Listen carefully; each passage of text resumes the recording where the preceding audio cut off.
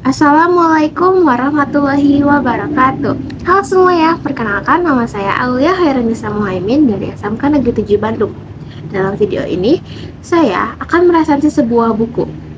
Nah, dalam upaya memanfaatkan literasi digital, saya menggunakan aplikasi iPusnas yang dikelola oleh Perpustakaan Nasional. Di sini saya akan meresensi sebuah buku berjudul The Shallows. Internet mendangkalkan cara kita berpikir, karya Nicholas Carr, diterjemahkan oleh Rudy Atmoko dan diterbitkan oleh Mizan. Buku ini membahas tentang bagaimana teknologi, terutama internet, secara perlahan membentuk ulang cara berpikir kita dan cara kita menerima informasi. Saya akan memberikan contoh kecil lewat dialog satu ini. Wah, seru banget ya. Sekarang teknologi udah canggih, semuanya serba gampang dan serba cepat. Tapi sadar gak sih, otak kamu makin gampang untuk terdistraksi dan makin susah buat fokus? Hah? Enggak kok, aku cuma gampang bosen doang. Nah, itu dia masalahnya. Buku ini, The Shallows, bilang kalau internet membuat cara berpikir kita cepat dan dangkal. Itu kenapa kita jadi kehilangan kebiasaan untuk fokus dan berpikir secara dalam. Hah? Beneran cuma karena alat ini? Rasanya menggelikan ya. Kita hanya bermain-main dengan ponsel ini, tapi dengan ponsel ini kita bisa mengubah secara dalam apa yang terjadi di kepala. Tapi memang itu yang terjadi. Yang awalnya kata dan coretan menjadi buku yang dibutuhkan. Lalu pengetahuan menghasilkan sebuah alat yang berbeda dengan dunia halaman. Otak kita terus berkembang.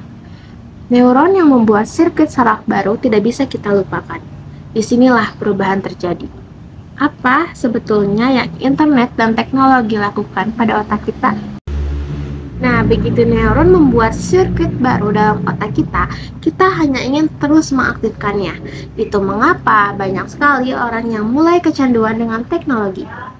Buku ini menjelaskan tentang bagaimana kemajuan teknologi mengubah cara kerja otak kita. Kita selalu ingin mendapatkan informasi secepat internet melakukannya. Kecepatan yang ditawarkan oleh teknologi membuat kebiasaan yang dulu kita lakukan menjadi hal yang sulit untuk dilakukan. Internet tidak hanya membuat kita menatap layar dalam waktu yang lama ataupun membuat kita menjadi bergantung pada situs-situs dan layanan yang disediakan. Tapi ini membuat kita mulai khawatir tidak bisa fokus pada suatu hal dalam beberapa menit. Nah, buku ini juga banyak menampar saya lewat berbagai contoh tidak langsung yang dijelaskan.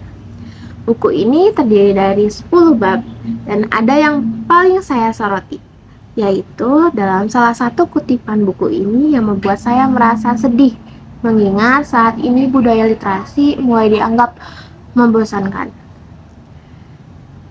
Kutipan ini berbunyi, mereka tidak lagi membaca halaman dari kiri ke kanan dan dari atas ke bawah. Mereka mungkin hanya melompat-lompat, memindai informasi yang diinginkan. Oke, padahal ya, kata-kata dalam buku tidak hanya memperkuat kemampuan orang untuk berpikir secara abstrak.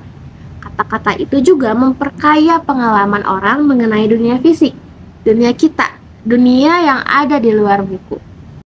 Mungkin selama ini aku nggak sadar kalau internet ternyata bukan cuma mengambil waktuku, tapi juga cara berpikir kita.